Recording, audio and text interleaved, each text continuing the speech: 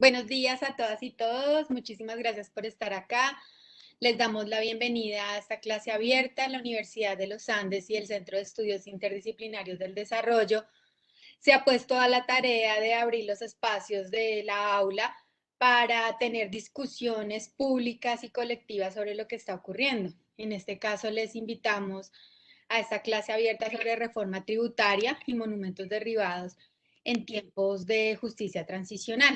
Esta actividad hace parte del ciclo de clases abiertas organizadas también por la maestría en género y por nuestra maestría en estudios interdisciplinarios sobre desarrollo de la Universidad de los Andes. La clase del día de hoy, que en nuestra clase se titula Estado, Resistencia y Cambio Social, hace parte de los programas del CIDER, de los cursos de CBU, de Ciclo Básico Uniandino, que imparte el CIDER en la Universidad de los Andes. Esta clase está articulada con la línea de investigaciones sobre instituciones, paz y desarrollo del CIDER, que busca entender la relación entre paz, instituciones y desarrollo, y desde allí interrogarnos también por la importancia de los modelos de desarrollo, políticas públicas que se instauran en Colombia. Quienes estén interesados en recibir información sobre estos programas del CIDER de posgrado, sobre las líneas de investigación, nos pueden escribir al correo o a la línea de WhatsApp que pondremos en este chat. Antes de iniciar, les queremos recordar que podrán escribir sus preguntas o comentarios a través del chat durante la actividad y al final abriremos un espacio para responderlas. También les invitamos a interactuar en Twitter con el numeral clase abierta CIDER. Bueno, yo soy Diana Marcela Gómez Correal, soy profesora del CIDER de la Universidad de los Andes, dicto esta clase que se llama Estado, Resistencia y Cambio Social y quiero contarles para quienes no hacen parte de la clase algunas de las particularidades de esta clase. Primero, como lo dice el título, en esta asignatura buscamos entender las particularidades históricas de los estados-nación, de los estados modernos y también la forma como emergieron y se fueron consolidando en América Latina. En la clase también nos interesa comprender las relaciones de poder en torno a las cuales reaccionan procesos sociales, movimientos, organizaciones, personas. Y en la segunda parte de nuestra clase, pues nos dedicamos a entender algunas de las particularidades del capitalismo, del heteropatriarcado, del colonialismo. Y más adelante también en nuestra última sesión vamos a analizar algunas de las particularidades del antropocentrismo. Durante la clase hemos visto expresiones de cambio social, organizativas, hemos analizado o vamos a analizar durante las sesiones el movimiento Sin Tierra de Brasil, el movimiento estudiantil chileno, hemos escuchado experiencias de activistas colombianas, por ejemplo, el movimiento feminista, el movimiento afrofeminista, de los procesos barriales de Bogotá. Y lo que nos interesa en esta clase es indagar por la relación entre Estado y quienes resisten y buscan transformar la sociedad. En este momento ya nos encontramos en la parte final de la clase, que es el módulo 3, que es sobre transformación. Y para ponerlos en contexto, en la clase pasada, en la sesión del jueves, que es una sesión asincrónica, los estudiantes leyeron sobre emociones e identidad para comprender cuál es el rol que éstas juegan en los procesos de transformación social, indagando, por ejemplo, cuál es el rol de las emociones en los movimientos de víctimas en Colombia y también cuál es el rol de la identidad en la consolidación de los movimientos sociales y los actores de cambio. Hace 8 días en nuestra sesión sincrónica discutimos sobre el rol de las emociones, el rol de la identidad y el rol de la memoria en los procesos de cambio social. Hoy esta sesión quiere retomar el rol de la memoria en medio de un proceso de justicia transicional y para eso me gustaría, digamos, como enmarcar la clase comprendiendo en principio qué es la justicia transicional. La justicia transicional es un modelo global que guía las transiciones de los países que quieren pasar de conflictos armados a escenarios de mayor democratización y construcción de paz, o por ejemplo, como en el caso del Cono Sur, que quieren pasar de las dictaduras a las democracias. En términos de la justicia transicional, se aplican medidas excepcionales de justicia en aras a facilitar la reincorporación a la vida civil de los actores armados y de quienes estuvieron comprometidos con graves violaciones a los derechos humanos. En el caso, digamos, de los agentes del Estado, que en nuestro reciente proceso de paz también tienen, digamos, que rendir cuentas frente a la justicia transicional por las violaciones de derechos humanos cometidas. La idea en términos de medidas excepcionales de justicia es que en vez, digamos, de tener que ir a la cárcel o pagar los años formales de cárcel, lo que puedan hacer es contribuir al esclarecimiento de la verdad. En la justicia transicional, los procesos de memoria, sabemos, son centrales. Las comisiones de la verdad juegan un papel muy importante. Para esta clase les habíamos propuesto a los estudiantes como lectura opcional una sobre la Comisión de Esclarecimiento de la Verdad en Colombia. Y aquí es importante puntualizar que las comisiones de la verdad son uno de los muchos mecanismos que se construyen en la justicia transicional y que como mecanismo que se interesa por reconstruir o por dar una lectura sobre lo que ha ocurrido en términos de violencia, las comisiones de la verdad parten de la experiencia y de la memoria de las víctimas para contribuir a esclarecer lo que ha ocurrido en el país.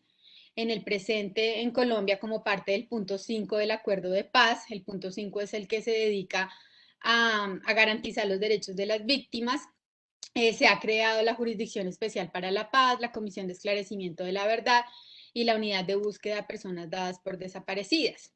En momentos de justicia transicional, y hay que tener en cuenta que Colombia está aplicando este modelo, digamos, de justicia desde el proceso de desmovilización paramilitar a inicios de este siglo, digamos, más formalmente desde el 2005, en medio de los procesos de justicia transicional, la memoria se va a volver un elemento central de discusión colectiva y pues al ponerse, digamos, en el centro de la memoria, la batalla por la verdad se exacerba, ¿no? Los historiadores plantean que lo que existe también en torno a la verdad es una batalla por el pasado, por la verdad, por el esclarecimiento de lo que ocurrió, y hay que tener presente que en estos contextos hay verdades que incomodan a unos y otros, y eso también genera debates y conflictos en la arena pública.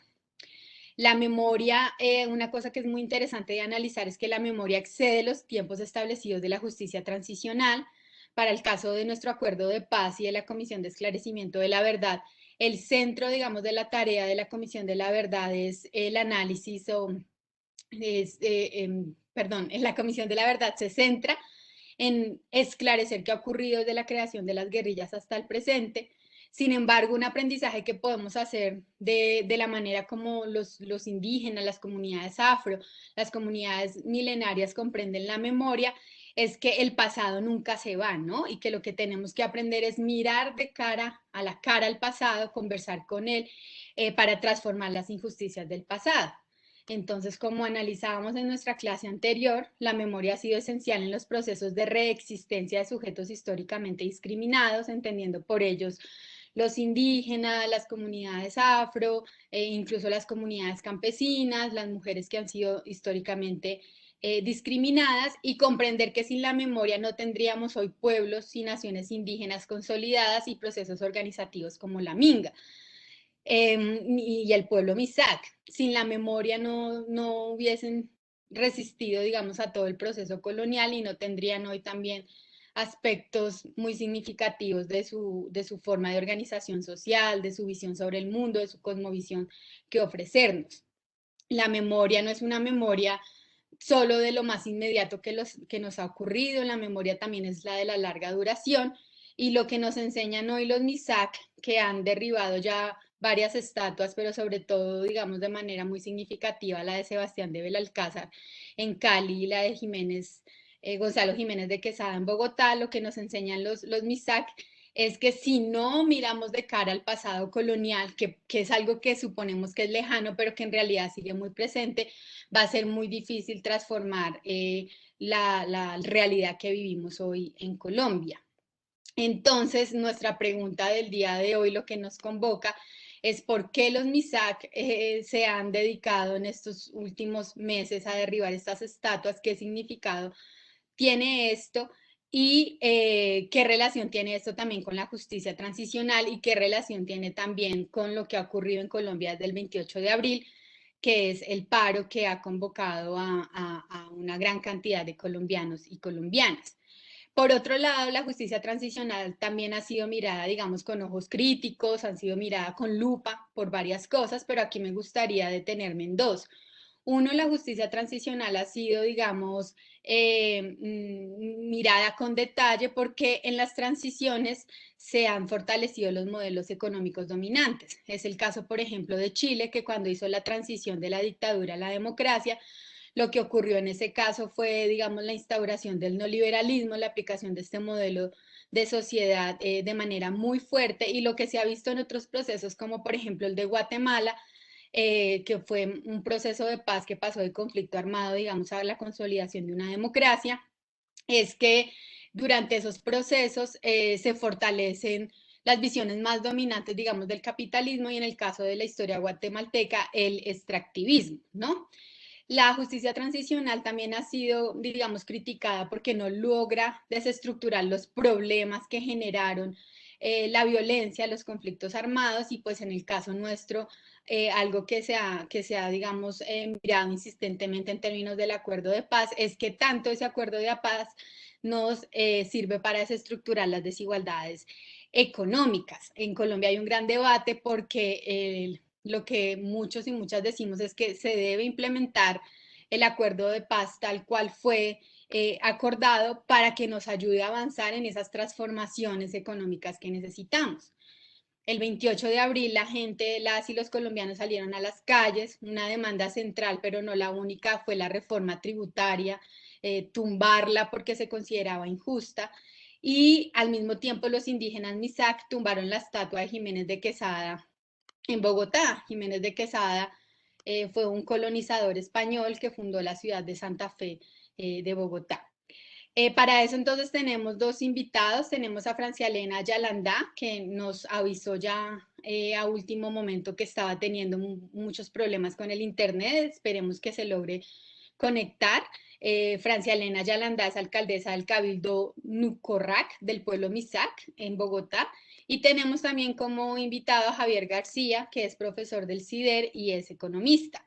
Vamos entonces a comenzar con Javier.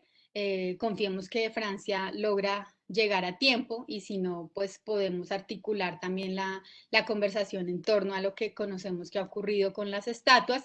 Y me gustaría, Javier, pues primero darte la bienvenida, agradecerte por estar aquí y pues invitarte a que nos ayudes a comprender en términos económicos qué había, qué fue, digamos, lo que llevó a la gente a las calles, ¿no? Que ayuda a explicar en términos económicos las protestas que estamos viviendo en el país desde el 28 de abril, y también que nos ayudes a entender cómo fue que Colombia llegó a la situación económica que tenemos en el presente.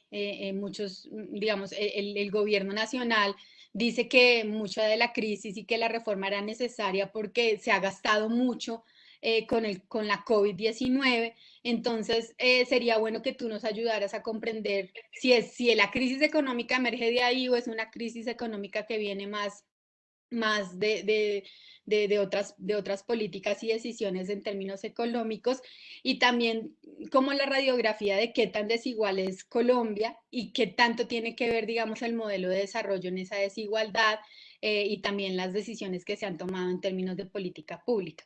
Entonces, bienvenido y tienes la palabra. Muchas gracias, Diana. Buen día. ¿Me oyen bien? Sí, perfecto. Sí. Bueno, buen día nuevamente, Diana. Muchas gracias por organizar este espacio, y al CIDER y al equipo que está detrás en la logística, a Roger Rossi, un agradecimiento. Eh, Primero, reconocer la importancia de este tipo de espacios, dada la coyuntura histórica, la crisis social, económica y política que tenemos enfrente nuestro. Es importantísimo que nos encontremos para analizar, para encontrar explicaciones y luego para analizar posibles vías, ¿no? Que están, por supuesto, al alcance de nosotros, porque cada uno somos ciudadanos y tenemos incidencia política, podemos hacer parte de acciones colectivas que se pueden emprender. Entonces yo celebro este tipo de escenarios, y le agradezco repetidas veces a la profesora Gómez que lo abra. Entonces, como bien decía la profesora, yo me propondré, traje 4 preguntas para que entre todos las reflexionemos, y 2 ideas tomo de lo que dijo Diana en la introducción. Uno es la historia. Siempre analizar en perspectiva histórica lo que nos sucede es una de las principales formas de lograr mejores explicaciones. Entonces, lo que pasa en este momento no surge de la nada, eso trae raíces históricas, Y una de esas raíces que les quiero proponer hoy, no la única, es las desigualdades, también lo dijo Diana, desigualdades económicas, desigualdades raciales, desigualdades de oportunidades. Entonces, todo esto configura el panorama que nos está hoy en nuestras vidas. Lo primero que quisiera decirles es lo que está pasando. Es una gran crisis, es también causada una gran crisis económica. Les pongo este gráfico, estos son los gráficos que usan los economistas, pero son, me imagino que todos han estado frente a una radiografía, estas que nos mandan los médicos, y la idea es detectar dónde está el hueso fracturado. Nos cuesta algún trabajo, pero luego que uno la mira, pilla el hueso roto. Lo mismo aquí. Les traje la gráfica desde 1950, fíjense en este eje, 1950, este es el eje que vamos a ver, hasta el 2020. Y la línea azul, que es el huesito que vamos a mirar, siempre se comportó muy bien. La economía, esto es Latinoamérica, perdón, la economía de Latinoamérica siempre crecía muy bien. Mira, el 8%, aquí era bonanzas, ¿no? Fiestas de la economía, Y aquí hay una crisis. Miren, en el año 80, ¿se acuerdan? Que llaman la década perdida de Latinoamérica. Mira, aquí hay un hueso fracturado, lo rojo. Entonces, mira, aquí caemos, primera gran caída de este periodo que les analizo. Se repone los 90, aquí hay otra caída, pero no tan dura. El hueso, digamos, hay una fisura, pero ¿cómo se llama eso? Cuando te mandan sobar, bueno, aquí está. Luego la economía se recompone. Todo esto para decirles, mira la caída en la que estamos. Vamos al 8%, se nos fracturaron varios huesos. No teníamos un antecedente en este periodo, en los últimos 70 años, de una crisis económica tan profunda en Latinoamérica y, por supuesto, en Colombia.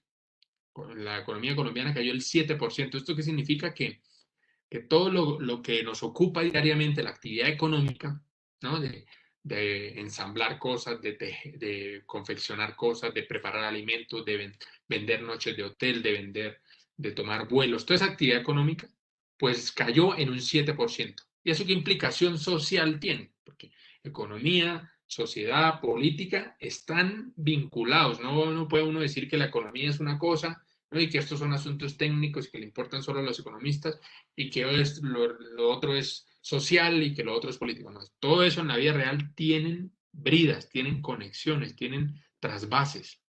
Entonces, la siguiente cosa que les quiero mostrar es el efecto de esa crisis.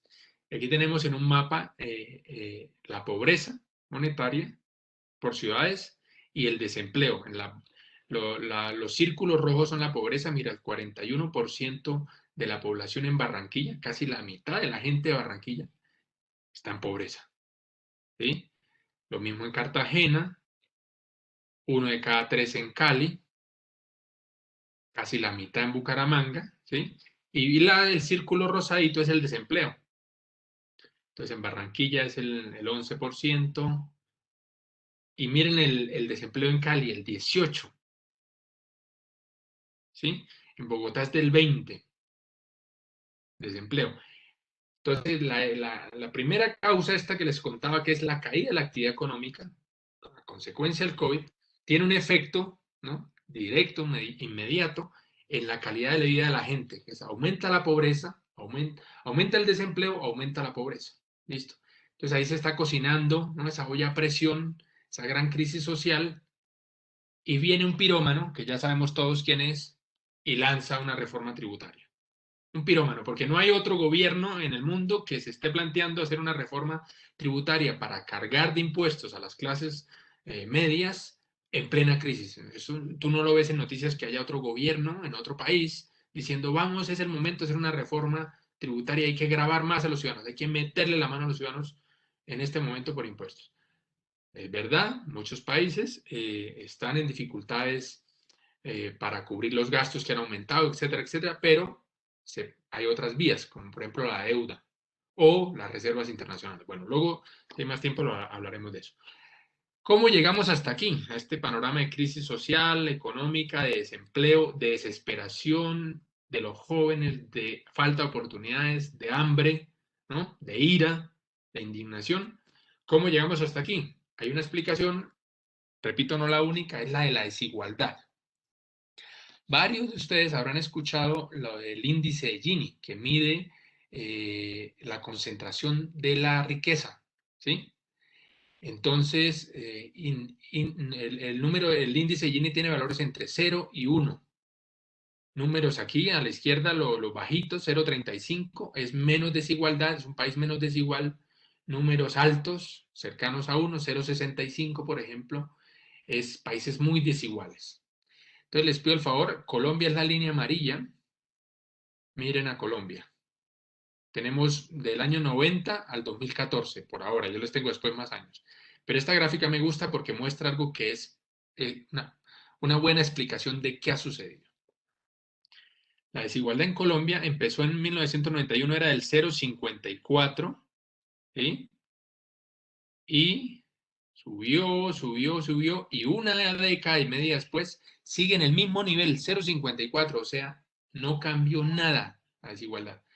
Lo que ustedes pueden ver en los demás países es que hay una tendencia a la baja. Por ejemplo, voy a escoger Uruguay. Mira, Uruguay cómo baja la desigualdad en menos de 6 años, que tiene datos. En el 2007 era de 0,45 y la bajó la desigualdad, en este caso de ingresos medido por el índice de Gini, a 0,37.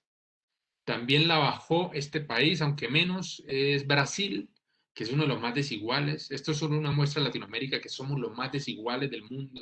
Esta región es muy desigual. Desigual es que hay un sector de la población que está bloqueada siempre, que está en la pobreza. En este caso, en Colombia, el 42% de la gente está bloqueada.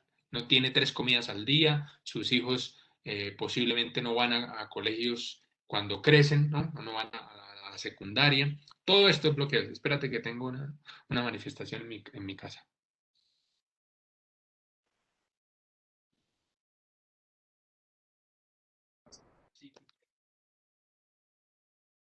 Vamos a darle un segundito a Javier, que es padre y tiene una bebé. Una bebé Entonces, indignada también.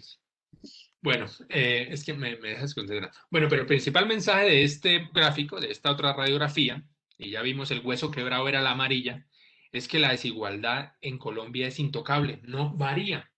Mientras los demás países, miremos este verdecito, Ecuador, mira, baja, empezó en estos años que tenemos datos en el 0,55, bajó a 0,45.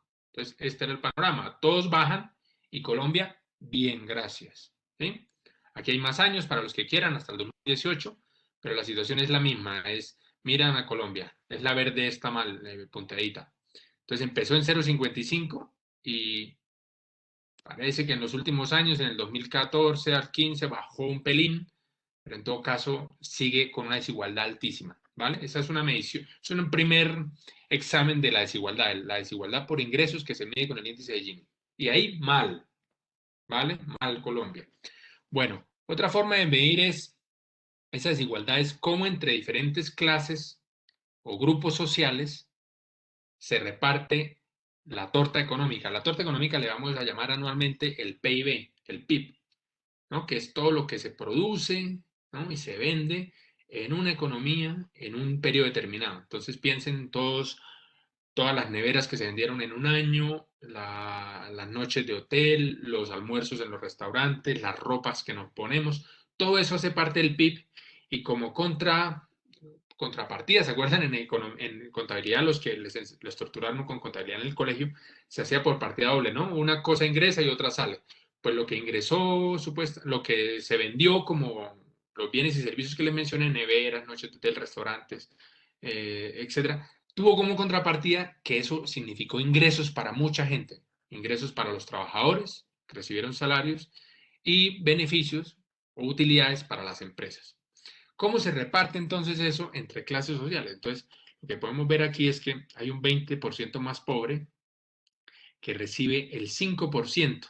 En 2 años tengo aquí luego tengo más años recientes, pero quédense con esta foto, eso no ha cambiado, como les mostré, en una década no ha cambiado.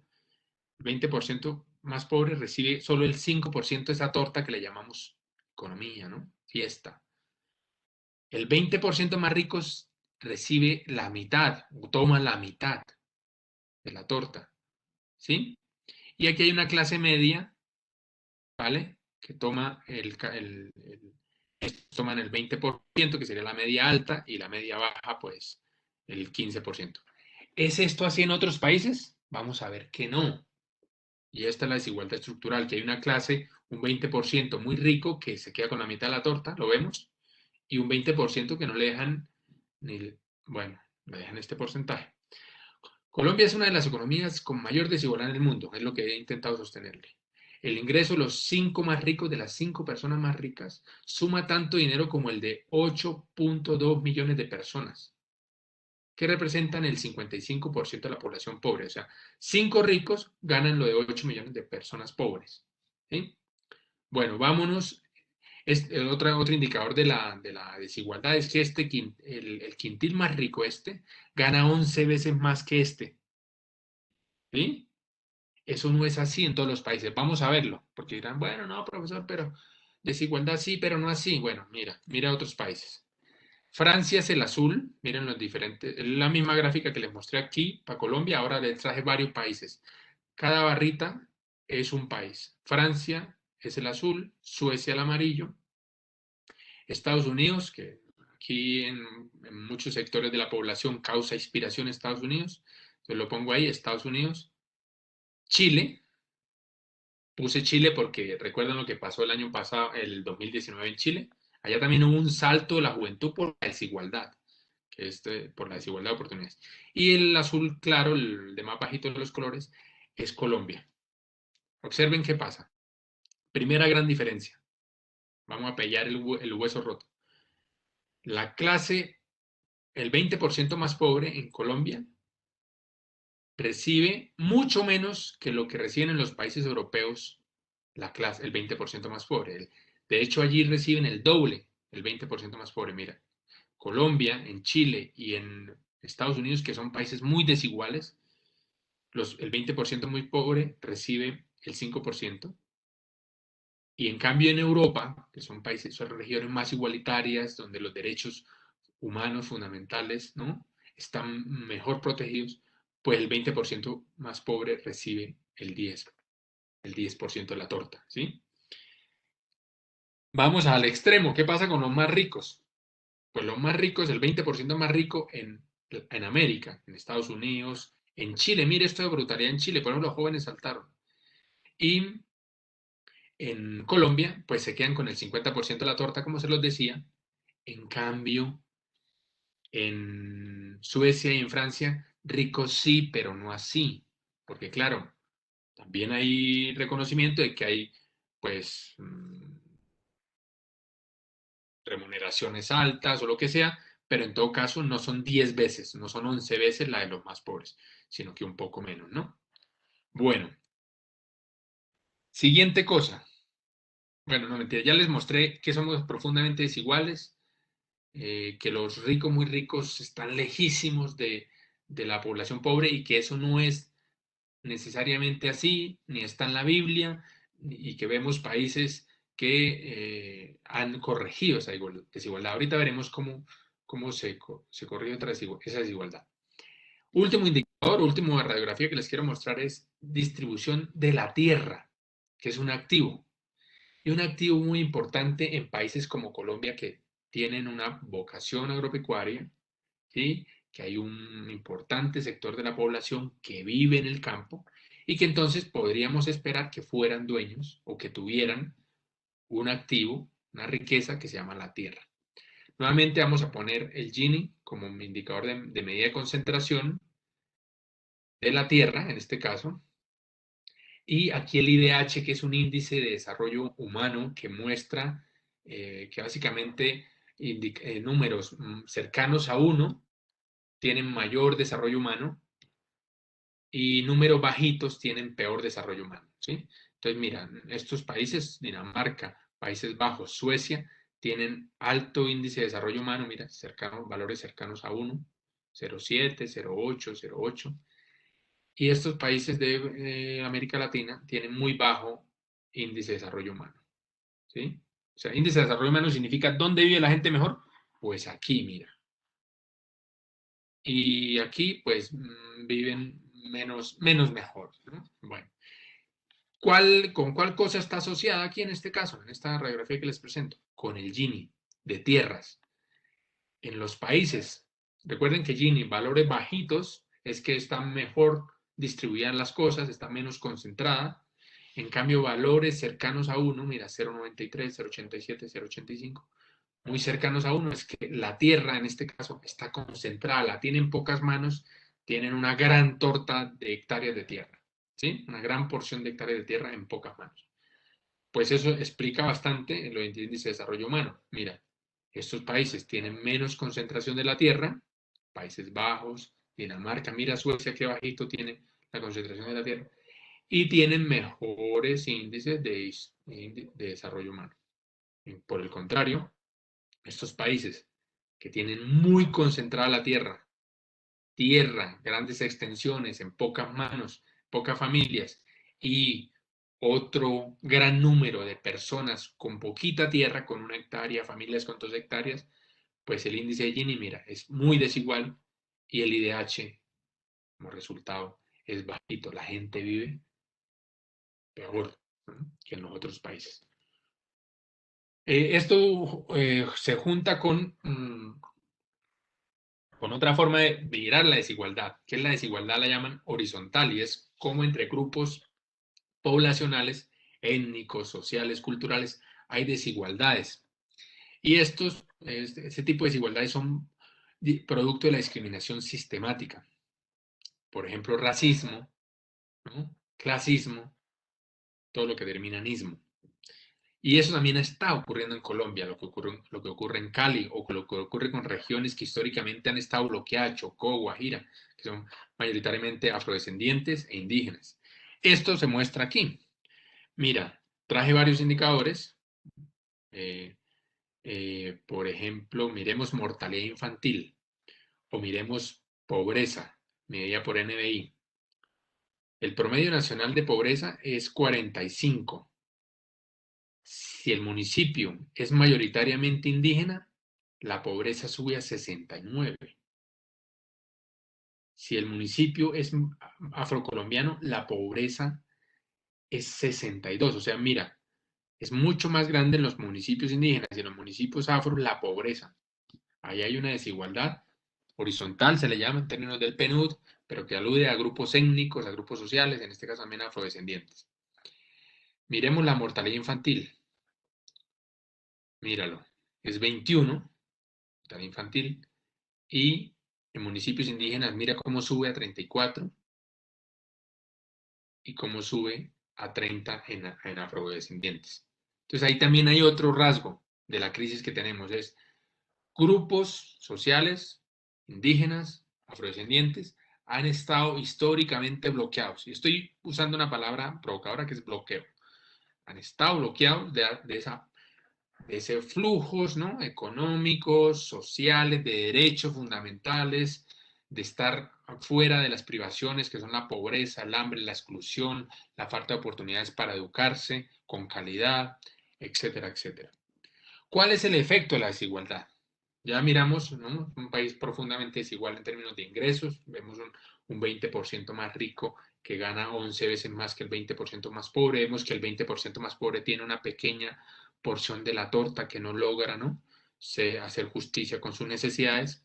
Luego vemos que hay grupos indígenas y grupos afros sistemática, históricamente dejados atrás, dejados al costado de la vía. ¿Qué efecto tiene eso? Pues los jóvenes lo entendieron bien. Y es esto quizás no se ve bien. Venga, lo intento ampliar. A ver. ¿Se ve mejor? Se ve pequeñito. Muy pequeñito. Bueno, esta es una cuenta de la OECD y se las traje porque somos los mejores. Mira que a veces necesitamos identidad nacional y tener reconocimiento de que en algo somos los mejores. Pues aquí somos los mejores.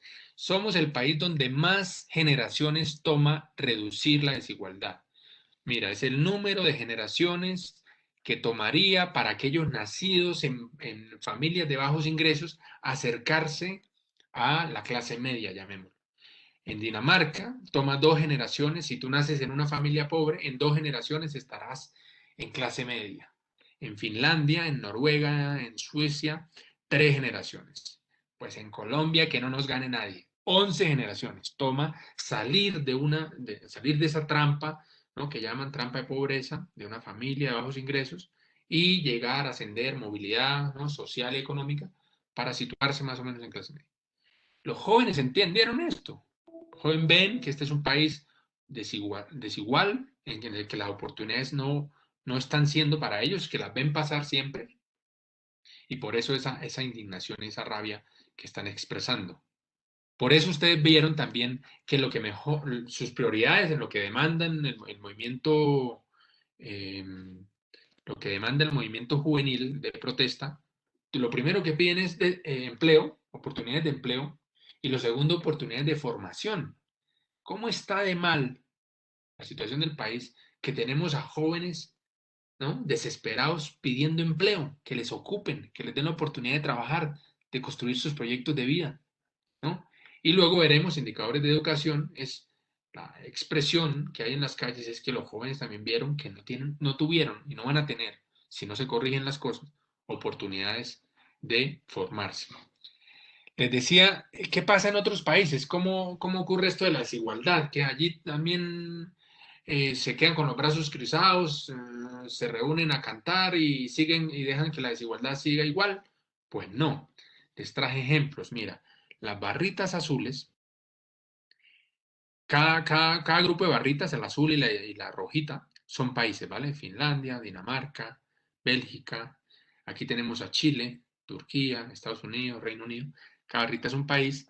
La barrita azul significa la desigualdad de ingresos medida antes de que el Estado cobre impuestos y asigne subsidios.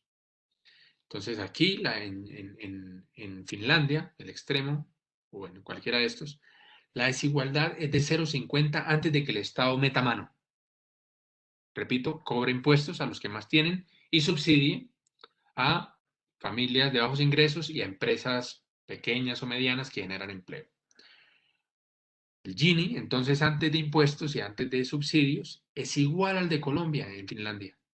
Pero ¿qué ocurre? Que ahí hay un Estado que corrige esa desigualdad y que ayuda a distribuir oportunidades, ¿no? Subsidios, educación gratuita pública de calidad, sistemas de salud también de acceso universal, ¿no?, que eso constituye subsidios para la familia. Y baja el Gini a la mitad, la desigualdad. Vámonos para Chile, que yo tengo ahorita a Colombia en otro gráfico porque le dediqué una radiografía a ellos para que vean el hueso roto. Chile. El gobierno, el Estado chileno, y el Chile tiene una desigualdad de 0,54, sería esto, por ahí, 0,48 antes de impuestos, y no corrige nada el Estado chileno. La forma en que cobra impuestos no es progresiva, o sea, no se cobra más a los que más tienen, y tampoco se asigna subsidio de manera focalizada, ¿no? Se asigna a los que más necesitan, sino que en pandemia, en lugar de ayudar al tejido microempresarial, que es el que más genera empleo, se le asigna pues a grandes conglomerados económicos los subsidios. Hablo de Chile, pero también es el caso colombiano. Colombia, miren esto, últimos años. Estos son cifras oficiales, está en un informe que presentó una cosa que se llama la Comisión de Gasto y se la presentó al Congreso en el 2019. Y mira lo que ocurre. El Gini sin Estado, ¿sí? O sea, sin que el Estado cobre impuestos, sin que el Estado otorgue subsidios, es de 0,56 en el 2010. Y con subsidios, o como cuando mete mano el Estado, ni cosquillas le hacen a la desigualdad media por el coeficiente Gini. ¿Por qué? Porque no tenemos un Estado, como aquí, que sí redistribuye riqueza y oportunidades. Mira, aquí nuevamente, míralo, ¿sí? Y no estamos hablando de castrochavismo, que expropien nada. Mira, les traje el Reino Unido. ¿A qué no es bonito el Reino Unido y sus historias? Mira, el Gini, la desigualdad de ingresos, antes de que el Estado meta mano, es esta roja, es igual a Colombia, 0,56, Y cuando el Estado cobra impuestos a los que más tienen, ¿no? Impuestos a los dividendos, a los salarios, ¿sí? Pero que es progresivo, o sea, los que más ganan, pues un poquito más, y luego asignan subsidios a los que más necesitan, ¿no? Subsidios vía educación pública de calidad, gratuita, entrenamiento luego en la universidad, aunque bueno, aquí el ejemplo no funciona porque si ustedes recuerdan no es gratuita la universidad en UK. Las dos fotos ahora. Colombia, el Estado no es capaz de corregir, de reducir la desigualdad, míralo, ni cosquillas le hace. Y el Reino Unido, mira lo que hace la intervención estatal. Pues no hace falta ser PhD en economía de una universidad que no se pueda pronunciar para entender que la gente lo que está expresando con indignación en las calles es esto, es que no ven que hay un Estado que favorezca, ¿no?, la asignación más o menos justa de oportunidades y de riqueza, que ven una concentración socialmente insostenible, defendible y con todas luces injusta, porque deja fuera de la carretera a esta nueva cohorte de jóvenes que está en las calles. Dos cosas más y termino para empezar la discusión. ¿Cómo lo corrigen? Le decía, ¿cómo lo logran otros países? Bueno, con dos instrumentos básicos. Una, la política tributaria o la forma en que cobran impuestos no es como lo hacen los pirómanos aquí en Colombia, porque pirómano no es solo el que incendia una, ¿sí?, una cosa en la calle, también es pirómano el que está en el gobierno y que ve lo que está pasando, la crisis social y la angustia y el hambre que hay en muchas familias y decide grabarles la canasta básica con IVA. Eso también es piromanía. Bueno, ¿qué ocurre aquí en Colombia? Esta es la forma, aquí vemos en el eje. Aquí están los más pobres, el 1% más pobre, el 10% más pobre, y así vamos subiendo hasta aquí están los más ricos, el 80%, y los últimos más ricos, ¿vale? Entonces, listo, aquí progresividad significa que a medida que tú vayas ganando dinero, te vayan ganando más impuestos. Mira, aquí significa, esto es un cálculo que hace la Comisión de Expertos de Beneficios Tributarios que contrató el gobierno de Duque, que está lleno de extranjeros, pero más o menos loable es que dejó este gráfico que es absolutamente indefendible y polémico. Aquí hay progresividad, mira, a medida que la gente gana más dinerito, tiene más dinero, le vamos cobrando un poco más, el 1%, a estos el 2%, a estos más ricos, una clase media alta, le vamos cobrando el 4%, pero aquí llegamos a los ricos de los ricos y les cobramos menos. ¿Por qué? ¿Puede defender usted esto con la crisis social que tenemos y la angustia? Hay 21 millones de personas en la pobreza que no comen 3 veces al día, que ven con angustia que no pueden salir, porque mucha de esa gente es la del rebusque que no está pudiendo salir a las calles por las cuarentenas. ¿Es sostenible eso? El gobierno no lo entendió, pero incluso ahora vemos que la ANDI dice, cóbrenos a nosotros el impuesto al patrimonio transitoriamente. Hasta la ANDI lo aceptó en este momento, porque más o menos están entendiendo qué es lo que pasa. Entonces, primera forma como se resuelve o como se corrige ese hueso roto es tributación progresiva. ¿Qué significa? Que se ponen impuestos donde menos daño producen. O sea, aquí a estos se les puede quitar una pluma, se les puede quitar un pelo a estos gatos, ¿no? Y no pasa nada. En cambio, no vayas a quitar pelos aquí, que esta gente está, pues, ¿no? Bueno, primera forma. Y eso es lo que podríamos luego discutir. Y no hace falta que los del Comité del Paro, de esas cosas, sean expertos tributaristas, sino que es una cosa de sentido común. Es progresividad. Se le cobra, o en este momento de crisis social económica, quienes más deberían aportar y poner el hombro para ayudar a salir de esta crisis son los que más ganan y los que más tienen. Una cosa más o menos de justicia. Segundo cosa, lo que ocurre aquí en UK, la forma como reducen la desigualdad y asignan, ¿no?, subsidios y oportunidades a los que se van quedando atrás de la manada, ¿no?, a los que se van quedando en la pobreza atrapados, es a través del gasto social.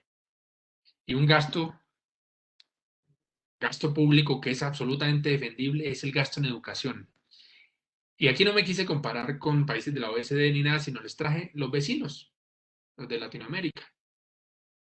Entonces, Colombia es esto, gastamos el 4.5 del PIB, ¿sí? Es nuestra riqueza anual, lo que recibimos, 100 pesos, 100 millones de, vamos a decir 100 millones de pesos, lo que recibimos, pues asignamos 4.5 millones a educación.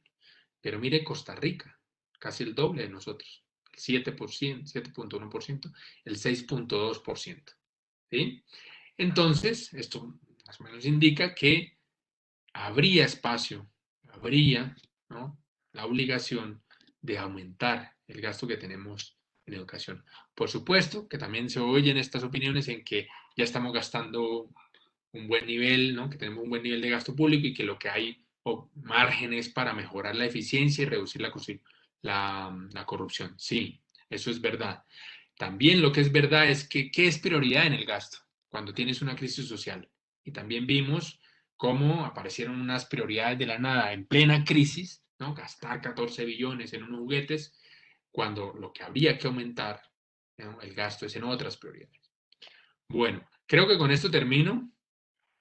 No, más cosas de desigualdad. Esta gráfica, y con esta termino, porque además lo que vemos aquí en las desigualdades se forjan a lo largo de todas nuestras vidas.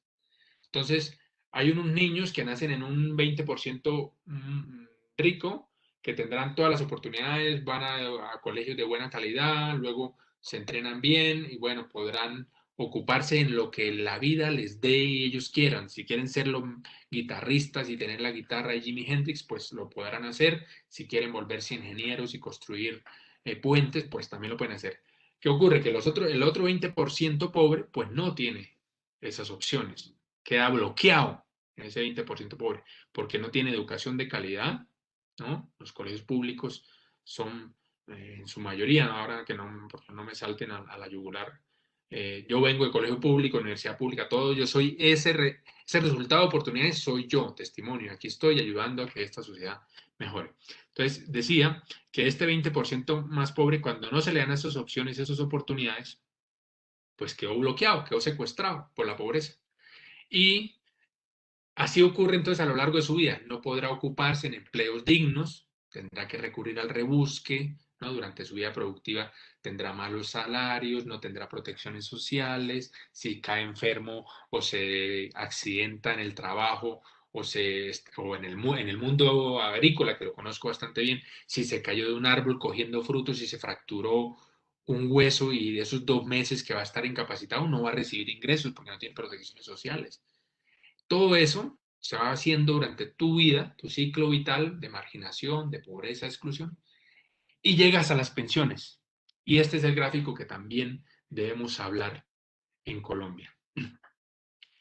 Eh, a ver, les cuento, mira. Porcentaje de pensionados es la barra roja.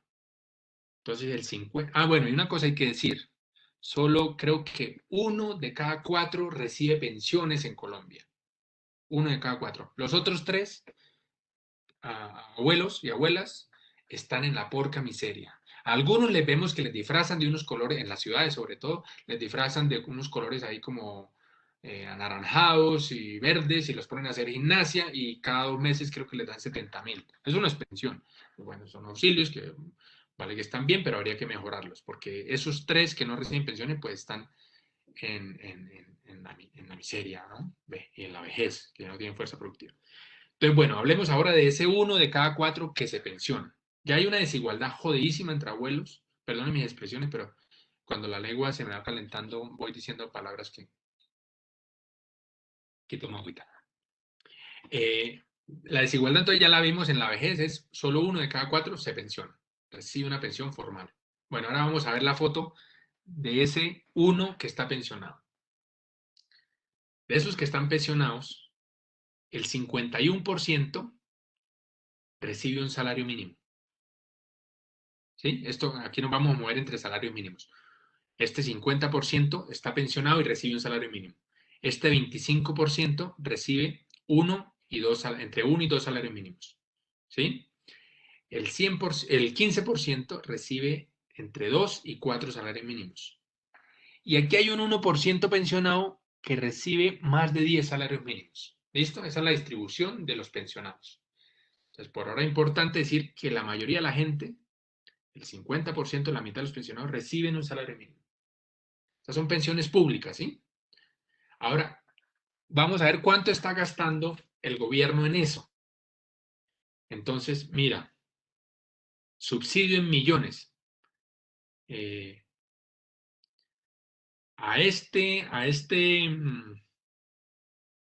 A una persona que está aquí, que recibe un salario mínimo, el gobierno le subsidia anualmente 6.6 millones. ¿Sí?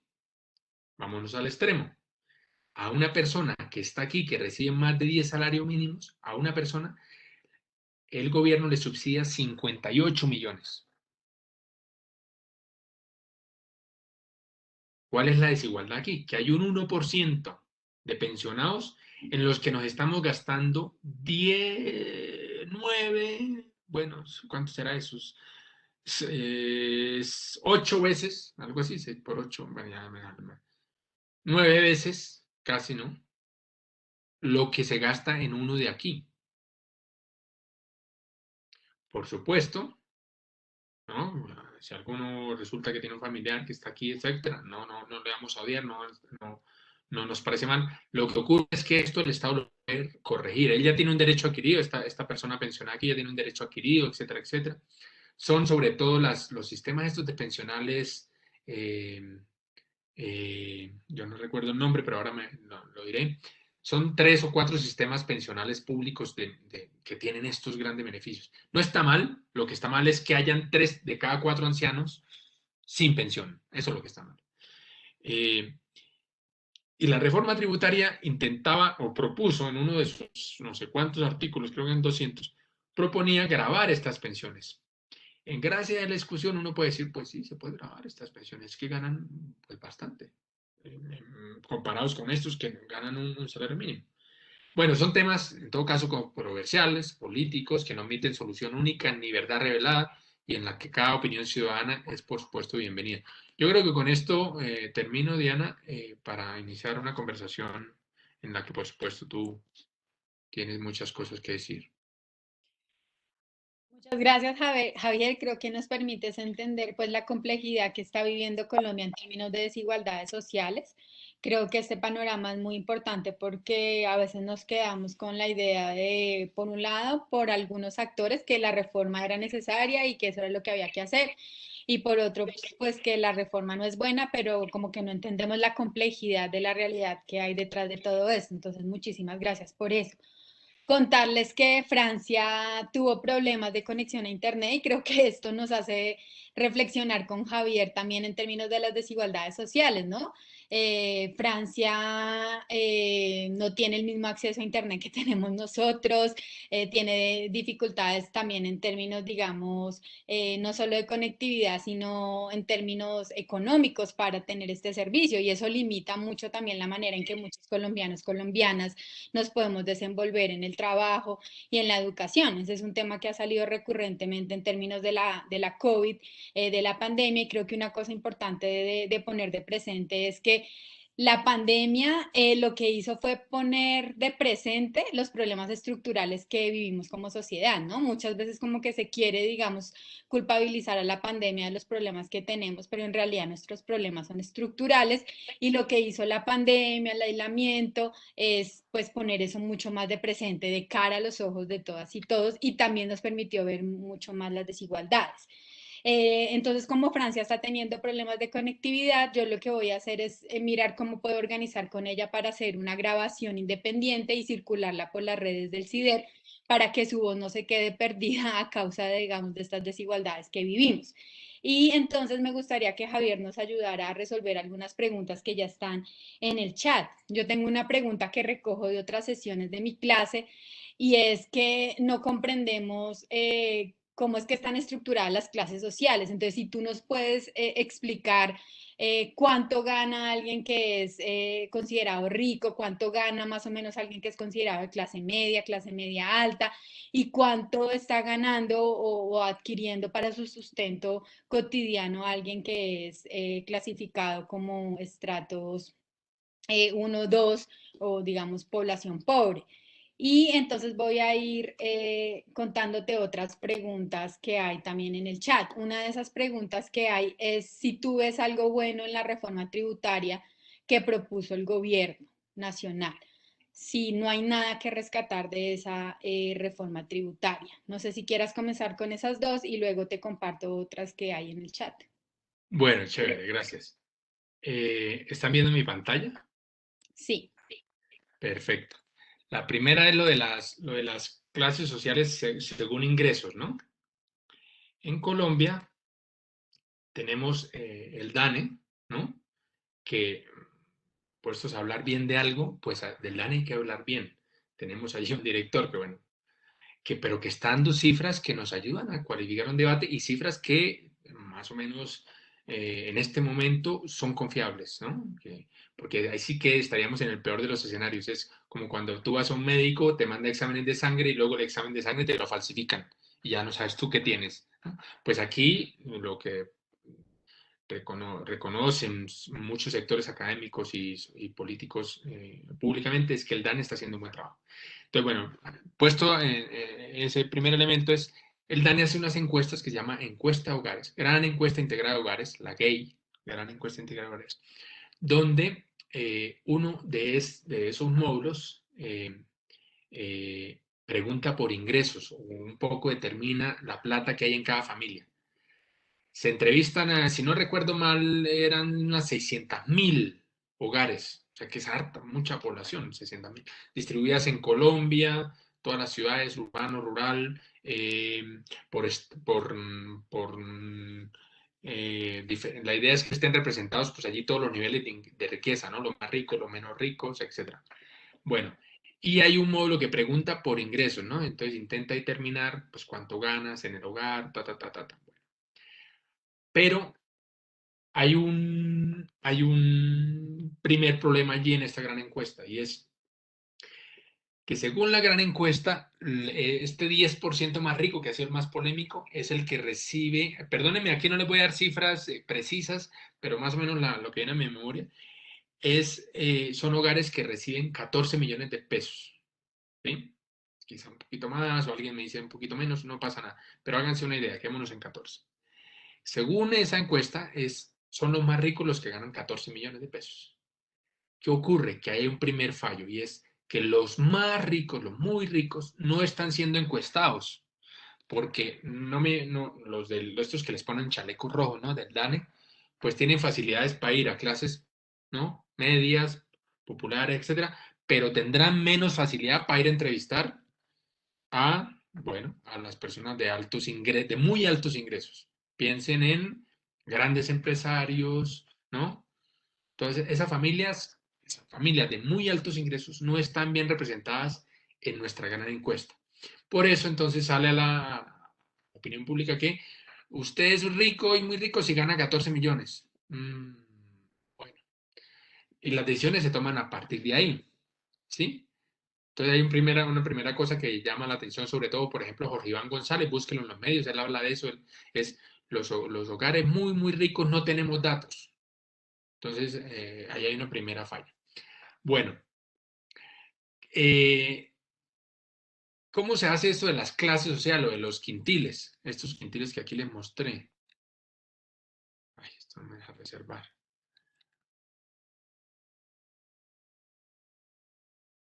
Esto, ¿sí? Bueno, pues la idea es que ponemos en fila, así como estaba en este gráfico, perdón, los mareos, cambié de idea. Aquí ponemos el 1% que gana menos ingresos, ¿sí? Y los vamos poniendo en filita. ¿Usted cuánto recibe? Pues yo 1.000, usted 1.500, entonces van poniendo ahí, pum, filita, filita, filita. Van teniendo porcentajes, ¿sí? Y aquí ponemos al que más gana. Y luego eso se corta. Entonces aquí cortamos en el 20. Aquí tenemos a el 20% más pobre, ¿sí? Luego otra vez se corta en 20, el 20% que sigue, que le podríamos llamar clase media baja o lo que sea, tal. Y sobre todo aquí en la otra esquina, del 80 hacia arriba, es el 20% más rico, ¿sí? Eso, así se hacen clases sociales por ingresos, ¿sí? Y esto es absolutamente estadístico, por eso hay una discusión, y este es el otro punto que les quiero compartir. Hay una discusión que decía que si usted gana millón, no sé cuánto es clase media, ¿no? En Colombia, y que por tanto debe tributar, pagar impuestos de renta, porque en todos los países del mundo los que ganan el salario promedio, promedio es distinto a mínimo, salario promedio, pagan impuestos de renta. Listo, eso es verdad en otros países, pero como ya vimos, este país es desigual. ¿Y cómo se saca un promedio? Pues un promedio, piensen que tenemos dos personas en un país que se llama Chile y dos personas en un país que se llama UK. En los dos países de Chile, en las dos personas de Chile, uno gana 8 y el otro gana 2. ¿Sí? Sacamos el promedio, 8 más 2, 10, dividido en 2, 5. El salario promedio es 5, pero ojo, hay uno que gana, voy a hacerlo más feo, uno gana 9 y la otra persona gana 1. Y el salario promedio es 5. Vámonos a otro país. Vamos a llamar Suecia, Reino Unido, tal. En ese país una persona gana 6 y la otra persona gana 4. Saquemos el promedio. 6 más 4, 10. Dividido en 2, 5. Los promedios en los dos países me dieron igual. El salario promedio me dieron 5. En el país que gana 1, una persona gana 9 y el otro 1. El salario promedio me dio 1. Me dio 5, perdón. Y en el otro país, que eran los salarios más o menos similares, también me dio 5. De modo que decir que el criterio para determinar quién paga renta y quién no, sea el promedio, no nos sirve en el caso colombiano. ¿Por qué? Por la desigualdad. Porque tenemos a un 1%. Venga, les muestro estos grafiquitos. A un 1% riquísimo, muy rico. Pero espérate, ya que tenemos espacio, les muestro este gráfico. Mira. Ay, no. Perdón por el mareo. Pero es que tengo un grafiquito donde... míralo. Mira, la diferencia, ¿sí? Entre el... Mira, vamos a leer. El ratio, que es el cociente, o dividir un número entre otro, entre el 1% más rico contra el 40% de más bajos ingresos en Colombia, es de los más altos del mundo. Mira dónde está Colombia, ¿sí? Mira, aquí estamos, los más desiguales. O sea, el 1% más rico contra el 40% más pobre. Es abismal en Colombia. Miren, estos países son muy igualitarios. ¿Sí? El 1% más rico no es tantas veces rico como aquí, como en Colombia. Por tanto, esto para situar es el criterio que ponía el gobierno de tributemos a partir de los no sé cuántos, no ayuda, no es verdad, porque aquí la distribución de salarios no es igualitaria. Es como en el ejemplo que les ponía de una persona gana 9 y el otro 1 y si sacamos el salario promedio es 5. Bueno, pues, ¿qué resulta? Que ese criterio del salario promedio no estaría bien aquí. Que aquí la concentración o la discusión que deberíamos dar en términos tributarios es, al menos en este momento de la historia, porque también los economistas dicen que si grabas a los empresarios y a los no sé cuáles, y entonces se van para China, y bueno, y no invierten, no, pues sí, pues todo eso, por supuesto hay algo de cierto allí, pero lo que podríamos pactar es, si quieren que este país sea viable y que ese gran número de jóvenes sientan que están haciendo parte de una sociedad y que tienen un futuro común con nosotros, pues debemos aumentar la tributación en este 1% más rico. Algo similar está pasando en Estados Unidos. El movimiento ese que se llamó los indignados de Wall Street por allá en el 2008, ¿se acuerdan? Lo que la gente ya vio que es injustificado desde el punto de vista social es que haya un 1% riquísimo, riquísimo, que se desconecta del planeta, que incluso piensa que como ya hay cambio climático y que vamos a morir, ¿no? Entre grandes sufrimientos, ellos pueden colonizar Marte. Y entonces vemos a Elon Musk y a no sé cuál otro invirtiendo dinero en que se van a colonizar Marte. Bueno, pues yo temo, Musk, que tú vas a morir con nosotros. Entonces deberías ayudarnos a hacer esto viable, a pagar impuestos, ¿no? ¿Se acuerdan? Con esto también termino para las siguientes preguntas. Hay uno de las grandes fortunas, Warren Buffett, dijo hace una década, dijo que para él era escandaloso que él siendo uno de los hombres más ricos del mundo, creo que era el segundo más rico del mundo en ese momento, que para él era escandaloso que él pagara menos impuestos que su secretaria.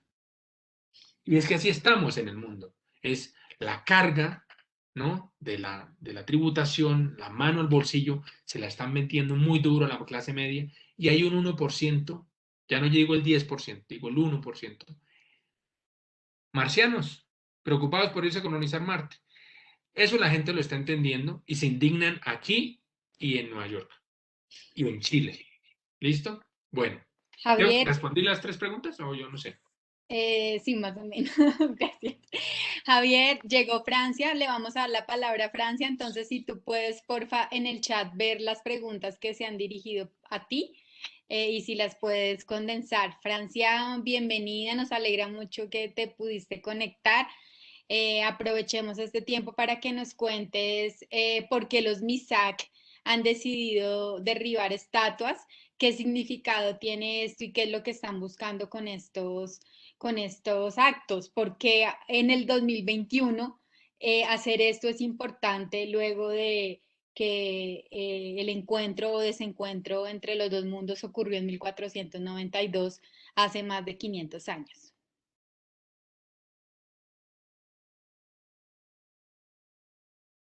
No te Los escuchamos. docentes. Ah, ya, ahora sí. Bueno, buenos días para todos y todas, los compañeros y docentes, compañeros y compañeras estudiantes. Eh, Voy a tener en cuenta las preguntas que tú me haces. Eh,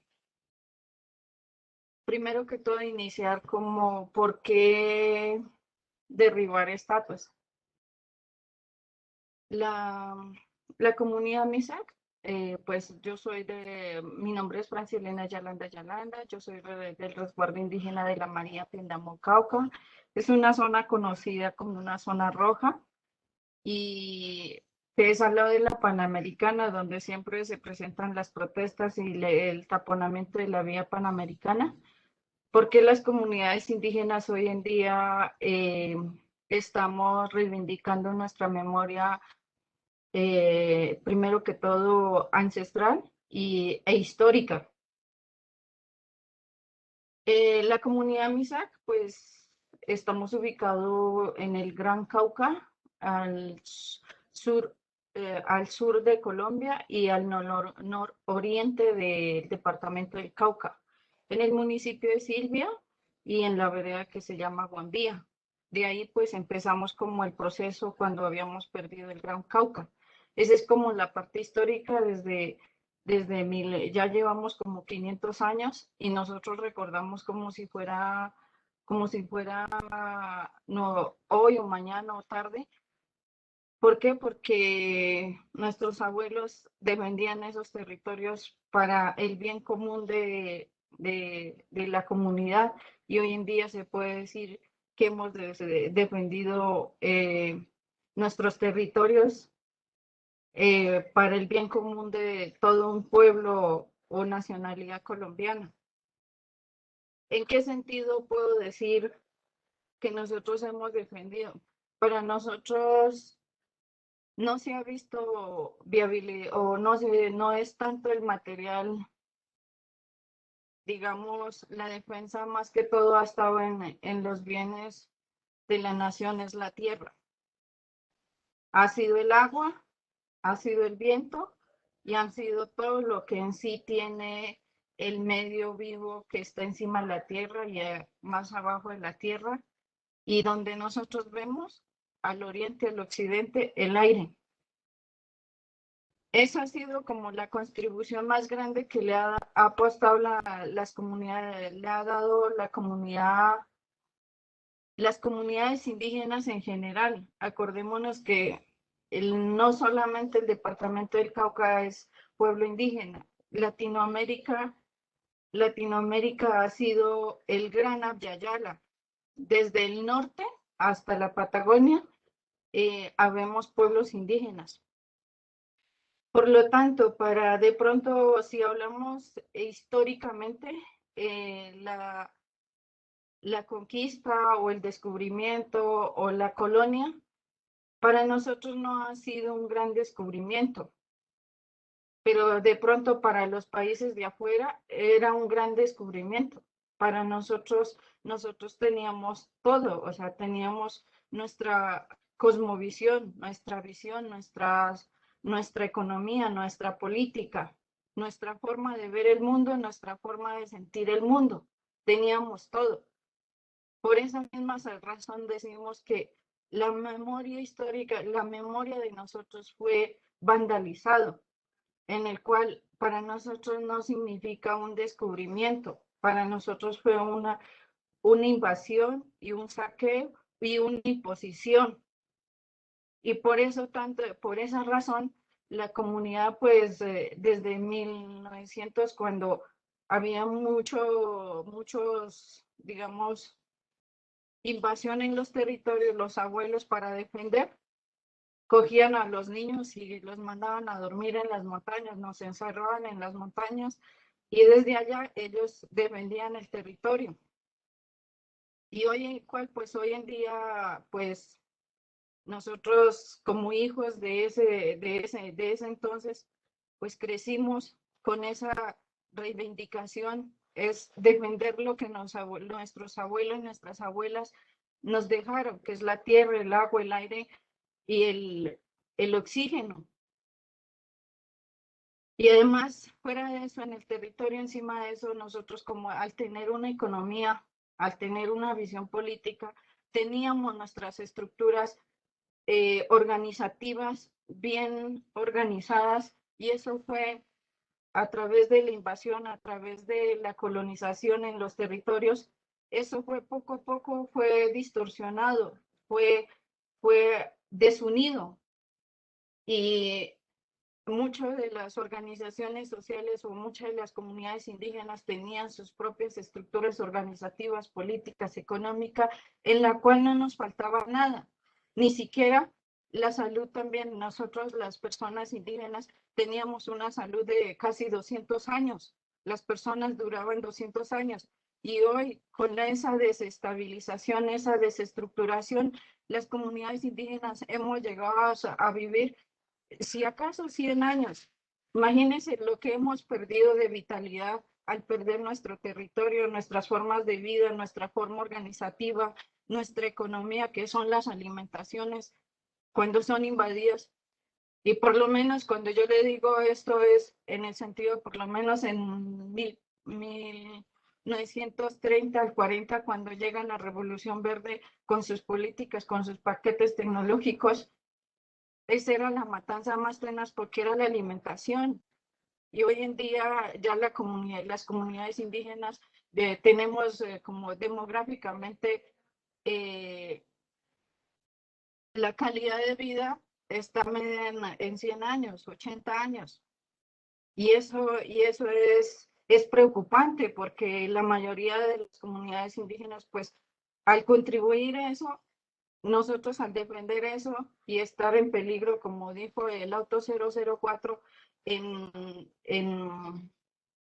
estamos en extinción. El auto 004 habla de la desaparición de los pueblos indígenas, en la extinción de las comunidades indígenas. Entonces, cuando uno mira eso es preocupante porque pues nuestros hijos, ¿a dónde van a quedar? O ustedes como población colombiana, ¿qué esperan o cómo van a dejar a sus hijos el territorio colombiano? ¿Vamos a acabar con la tierra? ¿Vamos a acabar con el agua? ¿Vamos a acabar con el aire? ¿Qué van a respirar nuestros hijos? O sea, aquí en 3 años, 4 años, nos toca comprar el galón de aire para poder respirar. De aquí en 4 años vamos a tener a a levantar, como dice, a crear con los robots para poder andar en el aire, porque la Tierra va a ser explotada. De aquí en 5 años no vamos a tener alimentos porque no tenemos dónde sembrar.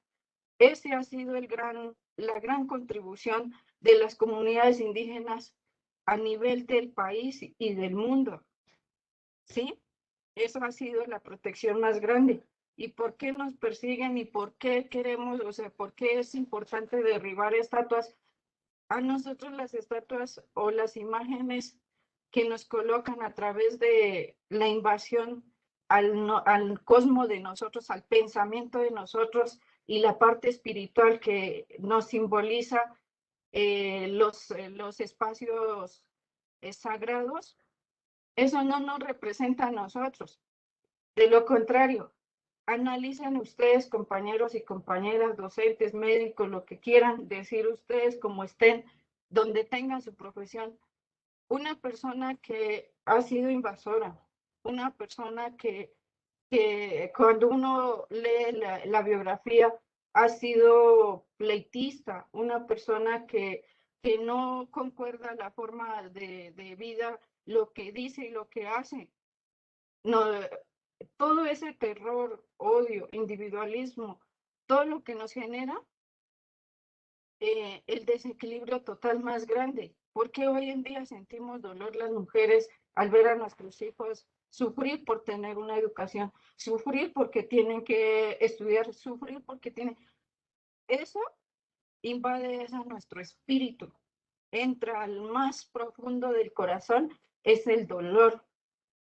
Y nosotros no, para nosotros no es bueno que esas estatuas, que esas personas, esas imágenes sigan invadiendo nuestros sitios sagrados de sanación, de diálogo, sitios sagrados donde nosotros vamos y nos conectamos con las personas en el mundo.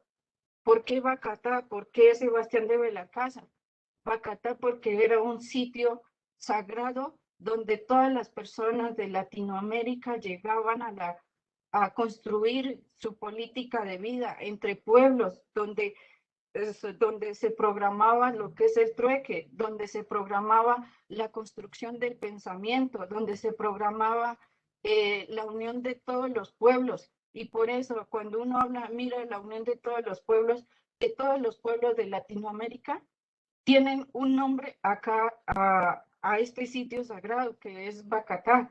Y por lo menos en mi comunidad, para nosotros esta gran laguna de acá, que era un sitio grande, sagrado, nosotros lo conocemos como Nuberrac, por eso el cabildo de nosotros se llama Cabildo Indígena Nuberrac, así lo llamamos. En los pueblos indígenas Nasa tienen un nombre, en los Emberas tienen otro nombre, pero cada uno denomina este sitio sagrado, tiene una denominación a este sitio sagrado. Por esa razón es un sitio sagrado de construcción política, económica, porque acuérdense que acá en Bogotá, el que no sale adelante acá en Bogotá se puede salir adelante de donde usted esté. ¿Por qué? Es porque cósmicamente nos rige eso, ¿sí? Los centros ceremoniales como Guadalupe, como Monserrate, como las iglesias donde están parados, esos sitios estaban denominados, estaban hechos ya para eso, para donde orientar la economía de Latinoamérica, orientar la política de la visión y misión de un ser humano de cómo va a ser los pueblos indígenas a nivel de Latinoamérica. Entonces, a eso es lo que nosotros no queremos, que nos sigan imponiendo imágenes, que nos sigan desestabilizando más la emoción del cuerpo, del ser humano, de la mujer, de las personas. Y para eso, pues, ustedes van a decir, ¿dónde se comprueban? ¿Dónde se va? Nosotros, en la teoría, nosotros no vamos a encontrar algo que nos diga, esto es así, la demostración científica, pero nosotros podemos hacerlo ver desde nuestras formas de vida, ¿sí? Las familias desestructuradas, y las familias con esos problemas entre, como dice, intrafamiliares. ¿Por qué creen que tanto problema intrafamiliar? ¿Por qué hoy en día los hombres ya no tenemos paciencia, las mujeres ya no tenemos paciencia, no construimos un hogar en equilibrio? Eso es lo que, ese es el significado del estatus. ¿Por qué buscamos seguir, como dice, hacia el pasado y no hacia el futuro, como ustedes lo ven? Porque nuestro pensamiento no es lineal, nuestro pensamiento es circular y además es en espiral y en cadena. ¿Sí? Nuestro pensamiento, nuestra forma de vida, estamos en ir y venir. El pasado nos presta para pensar cómo fue antes y cómo queremos ser acá. Nos pueden proyectar para el presente y cómo queremos que nuestras familias sean hoy en día. Y de aquí en adelante, ¿cómo podemos? En eso sí se puede mirar la proyección, como dice, del pasado, cómo podría ser otra vez los hijos de nuestros hijos. Ahí sí se puede pensar, pero no es un pensamiento lineal que miremos hacia el futuro. El desarrollo para nosotros está atrás, ¿sí? Y por eso pensamos mucho en la historia. ¿Y por qué la memoria? Porque la memoria, nosotros todavía seguimos vivos, seguimos los abuelos que defendieron cuando llegaron los conquistadores, cuando empezó la colonia, estamos vivos todavía, somos hijos de esas personas que lucharon y defendieron nuestro territorio. Esa es la memoria, porque todavía vive en cada uno de nosotros. En cuanto a la otra pregunta es, ¿por qué derribar estatuas? Y la lucha de nosotros ya no es, y nunca ha sido contra el pueblo, nunca ha sido contra el pueblo. La lucha de nosotros ha sido la defensa del territorio, la defensa del agua, la defensa del aire y la defensa de todo lo ser vivo que hay sobre la tierra y de todo lo ser vivo que hay debajo de la tierra y todo lo vivo que tiene el aire encima de la tierra, que es nuestro cosmos, la luna, el sol, todo lo tenemos que proteger. En ese sentido, las luchas de nosotros es la reivindicación de la memoria histórica. Ya no queremos esas estatuas que nos traen imágenes, nos traen dolor, nos traen egoísmos, nos traen desestructuración en las familias. Al ver una familia llorando porque tiene una necesidad básica y el otro tiene que estar rogándole para que le apoye, lo ayude, eso es doloroso, es triste ver una familia llorando por eso, por la comida, que es una necesidad básica, y no tener esos recursos para defenderse en la ciudad, en el campo donde están. Es muy triste. Por misma razón, porque el cosmos está regido por un dolor, y de ese dolor pues hay que eliminar esas imágenes que nos traen tanta tristeza, tantas angustias, porque necesitamos tener el cordón umbilical limpio para tener el útero limpio y volver a dar a nuestros hijos luz, en paz, en amor, en alegría y en armonía con todo lo que nos rodea. Lo que acabo de decir, voy a ser reiterativa, el cuidado de la madre tierra, el agua, el aire y todo lo que conciernen. Ese es el punto exacto de por qué nosotros estamos haciendo lo que estamos haciendo, y a la vez dejo claro, nosotros no estamos en contra del pueblo colombiano. El desarrollo para nosotros no es desarrollo, para nosotros está conservar y dejar un legado bueno, que los hijos de nosotros vivan bien, en armonía y en el equilibrio, en el espacio y en el tiempo. Muchas gracias, Francia. Yo creo que parecen temas distantes, reforma tributaria y derribar monumentos, pero creo que se pueden hilar de distintas maneras. Uno, estamos en un momento muy crucial en Colombia intentando construir paz, implementar el proceso de paz y ha sido muy difícil, pero no podemos avanzar hacia cambios estructurales si no miramos también cuál ha sido la historia de larga duración en Colombia. Y ahora Javier nos hacía una radiografía de las desigualdades y en esa radiografía aparecía como comunidades indígenas y afrodescendientes son también de las que viven con más fuerza esas desigualdades. Eso es producto de una larga duración de la historia del colonialismo, pero también cómo esa historia se teje con la estructuración del Estado, con las políticas que el Estado en sus distintos momentos en Colombia ha decidido asumir, y también se vincula con la manera como hemos concebido el desarrollo. Francia nos dice aquí que lo conciben, digamos, de otra manera. Esto daría para otra gran conversación, pero creo que es importante, digamos, poner en el mapa todo lo que está aconteciendo en Colombia, ¿no? Y tratar de mirar esos vínculos que existen entre estas dos acciones que han tenido lugar desde el 28 de abril, pero también en otros momentos, y es una reforma tributaria que se cae, unas estatuas que se caen, unas estatuas que, como dice Francia, generan dolor, generan tristeza, y una reforma tributaria que también generaba desesperación y generó indignación en muchos colombianos y colombianas. Francia, te hacen una pregunta en el chat, y es si todos los MISAC estaban de acuerdo o están de acuerdo, digamos, con derribar las estatuas, si es un consenso que tienen como pueblo. Por ejemplo, cuando lo hicieron con la de Belalcázar. Y Javier, si tú también quieres, digamos, agrupar las preguntas que estaban en el chat para ya dar respuesta e ir cerrando la clase. Entonces, Francia, si quieres iniciar tú. Bueno, voy a primero responder a tu pregunta para ir saliendo como puntual. Bueno, nosotros los MISAC, 1940 al 50, la comunidad MISAC, todos estábamos arrinconados en un municipio que se llama Silvia. Habíamos perdido el Gran Cauca.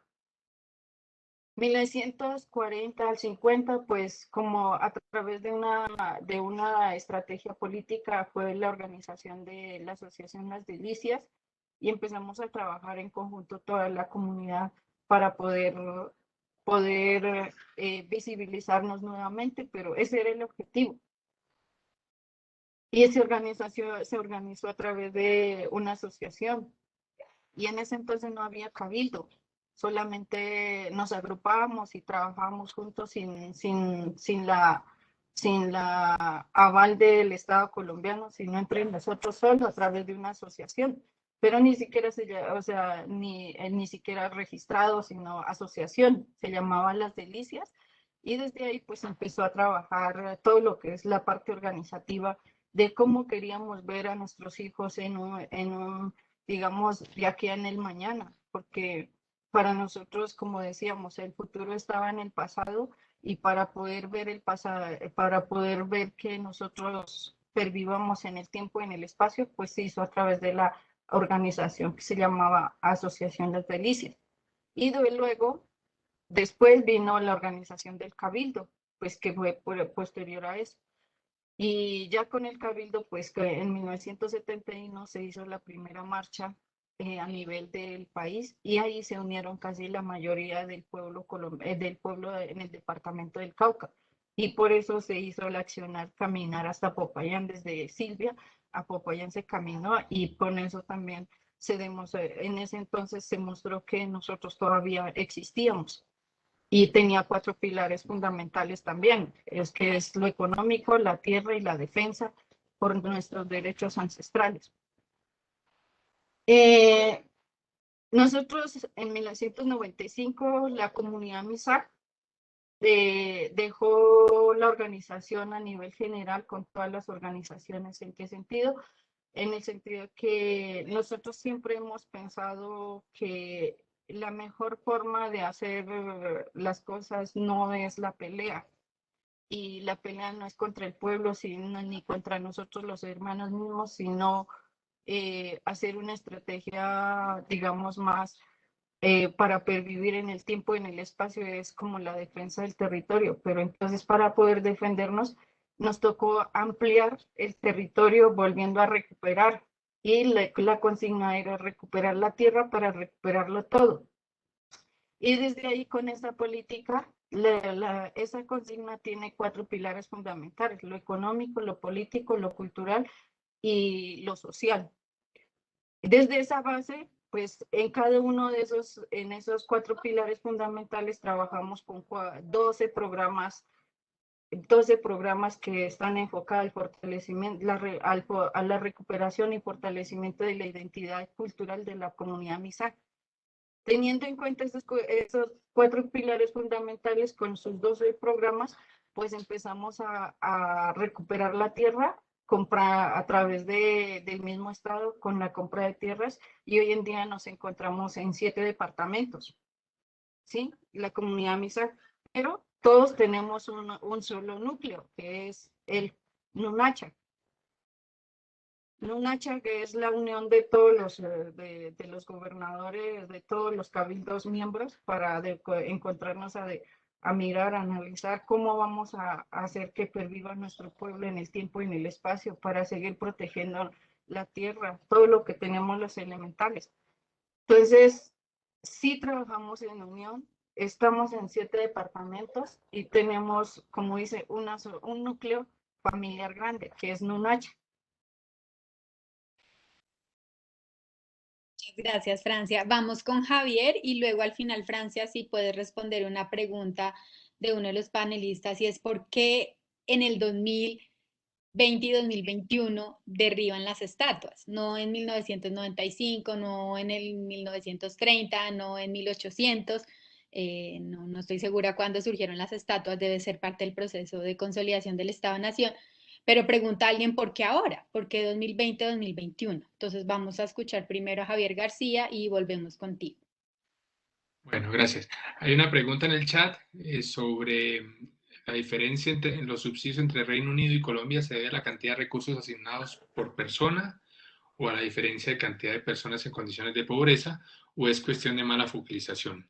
La respuesta rápida es la última, es cuestión de mala focalización, porque estos índices de Gini que comparamos cómo mejora cuando el Estado interviene cobrando impuestos progresivos. ¿Se acuerdan? Lo de progresividad significa que se le pone la carga del impuesto a quienes tienen mejor columna, ¿no?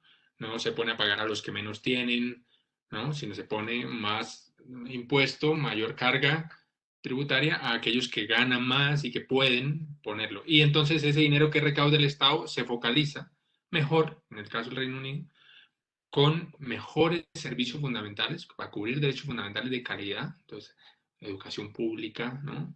También allí hay el ingreso solidario que llaman en Colombia ahora con la crisis. Allá en Reino Unido, pues ha existido siempre familias que no logran, ¿no?, comprar en su mercado básico, pues reciben ingreso, dinero, mes a mes, porque allí aquí lo hacemos, pero aún la respuesta es tímida. Primero, es pequeño el monto por familia, y segundo, no llega a la cantidad de familias que lo necesitan. Ahora, por supuesto que esto en Colombia nos gusta bastante menos, porque entonces empiezan este tipo de ideas de que es que lo quieren todo regalado, que la gente es perezosa y tal. Bueno, pues no es verdad, primero, porque si la gente pobre quisiera todo regalado, no veríamos llenos los Transmilenios en Bogotá desde Bosa, ¿no?, que empiezan a salir a las 5 de la mañana, llenos de gente para otras partes de Bogotá. Y segundo, y lo mismo pasa en las zonas rurales, la gente madruga, quiere trabajar, quiere ganarse la vida con el sudor de su frente, pero ese esfuerzo que hacen no logra ser recompensado por mecanismos de mercado que existen, que da mala remuneración a ciertas o a muchas actividades económicas, mientras a otras, por solo mover cosas de forma ficticia, generar riqueza de forma ficticia en las bolsas de valores del mundo, pues acumulan fortunas de forma, ¿no? Bueno, entonces la respuesta para esa pregunta era sí, es porque allí focalizan mejor, ¿sí? El gasto público está mejor focalizado. El ejemplo que les puse en Colombia es lo de las pensiones, gastamos un montón de dinero en pensiones de más de 10 salarios mínimos, ahí es donde nos gastamos 58 millones de pesos por cada pensionado que tenemos en ese rango de más de 10 salarios mínimos. Pues eso se puede ajustar, eso no está en la Biblia, ni no admite discusión. Bueno, segunda cosa, yo creo que en estos momentos hay cosas fundamentales en las que nos podemos poner de acuerdo. La primera es: la vida de cualquier persona aquí es inviolable. No podemos aceptar ni que se vuelva parte de nuestro paisaje cotidiano que aparezcan jóvenes muertos en protestas. La fuerza pública no es del Estado colombiano, no puede abrir fuego contra jóvenes manifestantes. Eso es inaceptable, que hayan 40 personas muertas. Eso es inaceptable. Segundo, entonces nos podemos poner de acuerdo, eso es un mínimo que estamos obligados a compartir como un mínimo acuerdo. Segunda cosa que se escucha también en las opiniones públicas, etc., que el paro es costoso, ¿no? Que el paro está arruinando no sé qué. Bueno, sí. Entonces, negociemos. El gobierno debe ya negociar de forma seria, negociar para que los costos del paro sigan. Si es que la gente que salió en su angustia y en su desespero a bloquear y a protestar, su fin o lo que quieren lograr no es el paro, ¿no? Ellos no están felices con el paro.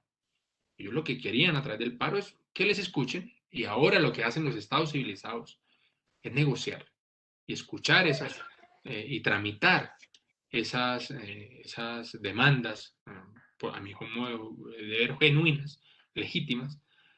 Y como vimos, en lo que les contaba es, los jóvenes están pidiendo oportunidades de empleo, están pidiendo oportunidades de educarse.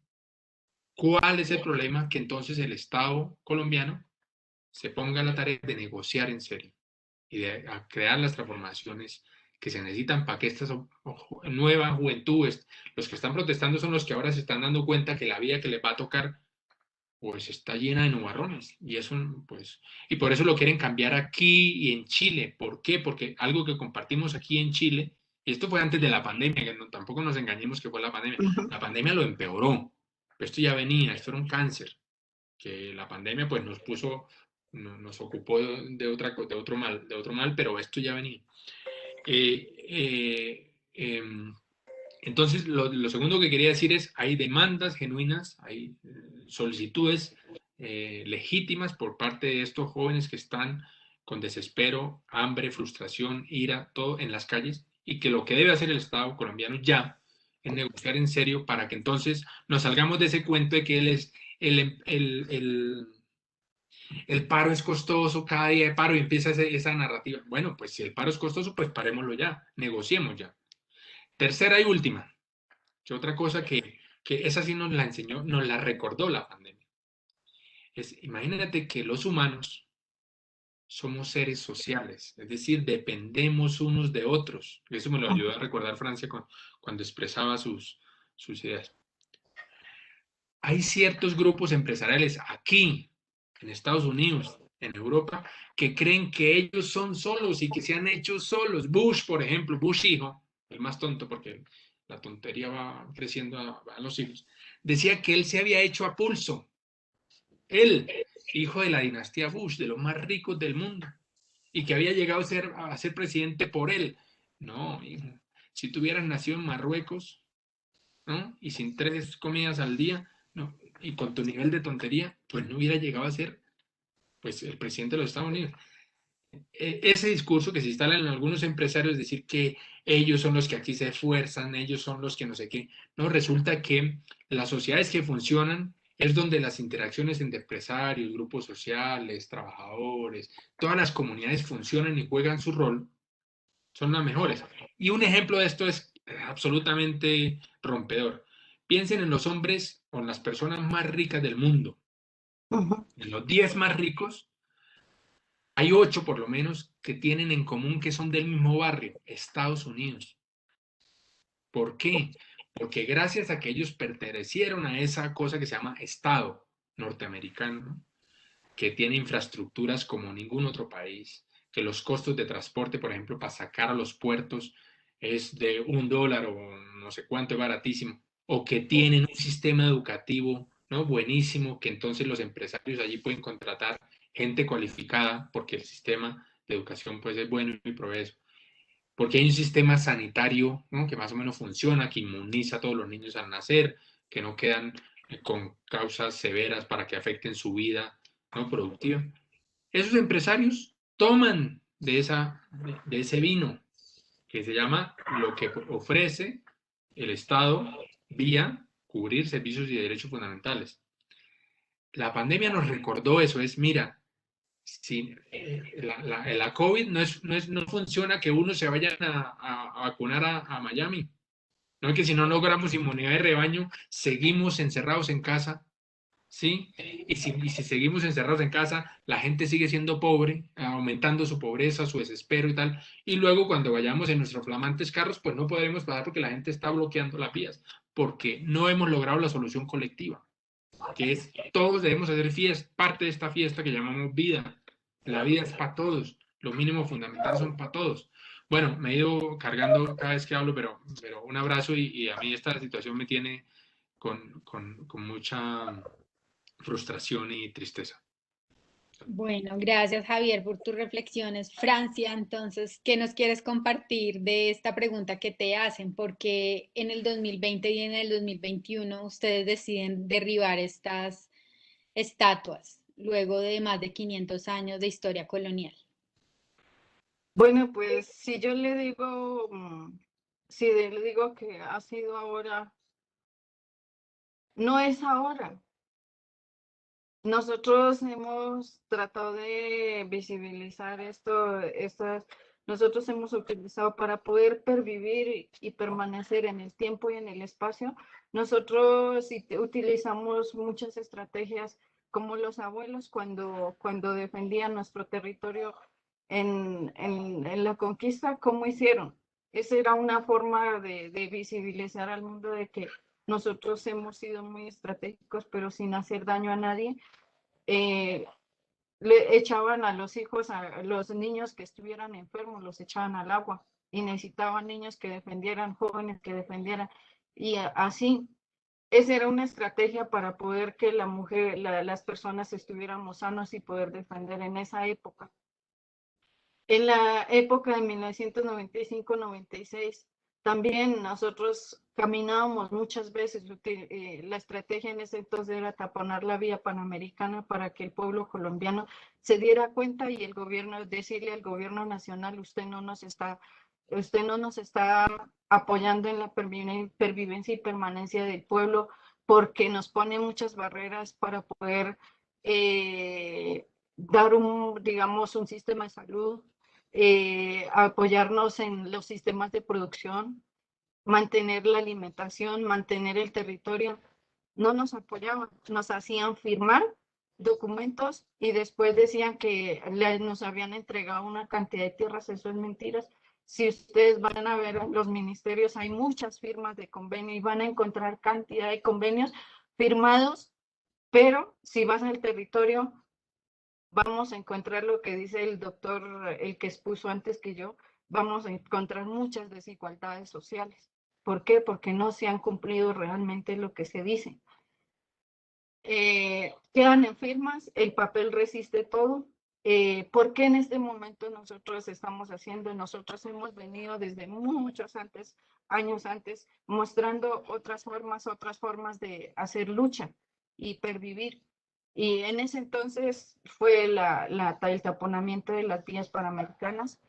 En el 95 era un poco descansar y empezar a mirar cómo podríamos otra vez hacer que el Estado colombiano se concientizara de toda la problemática rural y empezáramos a trabajar en ese espacio del diálogo para tener armonía y no el dolor. Por eso es que muchas veces lo que le voy a decir aquí al profesor o al que expuso anterior es, ese dolor no es porque usted lo quiera sentir, sino porque están medidos para que nosotros sintamos dolor. Y eso siempre ha sido así a través de las imposiciones. Y la imposición se da desde lo voy a decir abiertamente, y si pasa alguna cosa, pues son las iglesias. Y es una manera de supuestamente civilizarnos, pero nosotros ya éramos civilizados, teníamos toda una estructura política, económica, social, cultural, todo. Y lo que hacían era opacarnos, diciendo que eso era malo. Y hoy en día también lo siguen haciendo.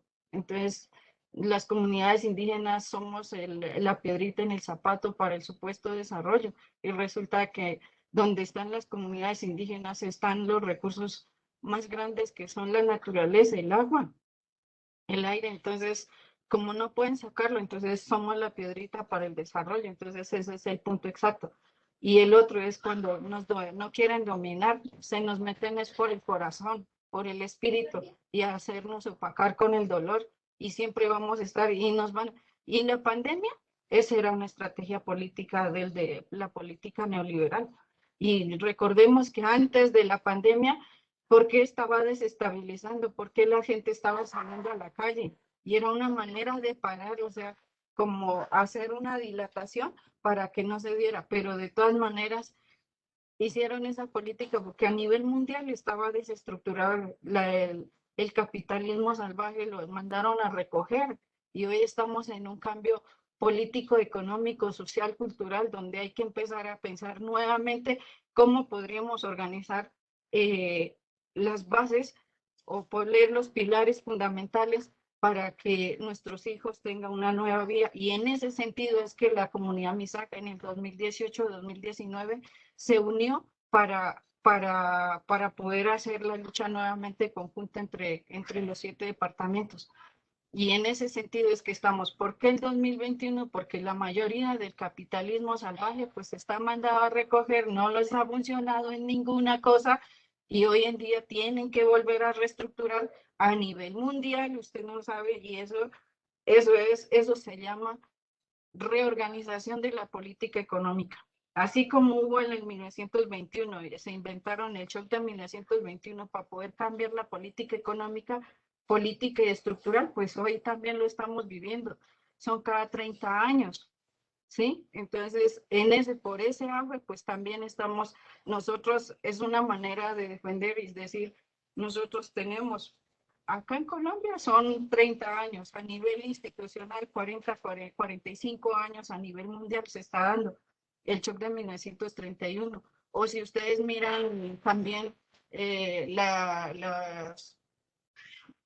convenio, ¿cómo es que se llama? Los tripartitas. ¿Ese cuántos años duró? Y luego viene el shock de 1921. Y luego la peste negra, ¿por qué llegó? ¿Y por qué empezaron a inventar el H1N1? ¿Por qué empezaron a inventar el gas? ¿Por qué? Porque el capitalismo salvaje ya no les estaba funcionando y no era una manera de dominar. Y el dominio se da a través del dolor, incrustar miedo, miedo en las familias, miedo en el corazón, dolor en las matrices, dolor en la parte sexual. Por eso es que es tan triste ver a nuestros hijos que salen a un paro y no saben si van a regresar. Muchísimas gracias, Francia y Javier, por sus intervenciones. Creo que ha sido una conversación muy interesante. Creo que nos dejan la reflexión y la pregunta de si así como se cayó la reforma tributaria y así como se han caído estatuas, si estamos pronto frente a la posibilidad de que se caigan muchas de las dominaciones que todavía nos cruzan. Sabemos que los cambios son de larga duración, sabemos que nos llevan mucho tiempo, pero creo que como dicen Francia y Javier, cada uno desde sus análisis y desde sus palabras, pues estamos frente a unas grandes crisis mundiales que vivimos también de manera particular en Colombia. Me uno al llamado de Javier García porque también vi una de las preguntas en el chat sobre cómo manifestar, si los bloqueos son o no justos, si podemos más marchar desde formas pacíficas y desde ahí generar cambios, pues creo que primero el gobierno colombiano debe ponerse en la tarea de negociar seriamente, no lo está haciendo. Se está levantando de la mesa sin que se lleguen a acuerdos rigurosos y creo que como colombianos y colombianas muchos estamos viviendo afectaciones unos más que otros por los bloqueos, pero tenemos que también ser empáticos y entender que quienes quizás hoy estén bloqueando son los que han vivido condiciones demasiado injustas por mucho tiempo en nuestra sociedad colombiana. De acuerdo con que las movilizaciones pacíficas son la vía más apropiada y esperamos que el Estado deje de violentar a sus ciudadanos y ciudadanas. Hay mucho dolor por lo que ha ocurrido con el asesinato de los jóvenes que están saliendo a la calle a pedir un mundo mejor, por las violaciones de mujeres, por los desaparecidos, que todavía no es claro el panorama de cuántos son, dónde están y por qué los están desapareciendo y todas las otras vulneraciones. Entonces, frente a esta realidad tan compleja, pues quedémonos con la esperanza de que hay otras formas de organizar la economía, como nos lo plantea Javier, y que hay otras formas también de organizar la vida social, cultural, económica y espiritual. y que debemos evitar que el dolor y la tristeza nos invadan, sentirlas, pero desde allí sacar fuerzas para continuar con los cambios que necesita el país desde los distintos lugares que estamos, la academia, siendo estudiantes, en los procesos comunitarios, en las comunidades indígenas, en las movilizaciones, en la calle, en las aulas, tenemos mucho que aportar. Les agradezco mucho a quienes nos escucharon hasta el final. Muchas gracias, Francia y Javier. Creo que fue una conversación muy potente. Muchísimas gracias. Muchas gracias, Francia, un placer. Muchas gracias, Diana. Gracias, lo mismo. Que estén bien. Saludos.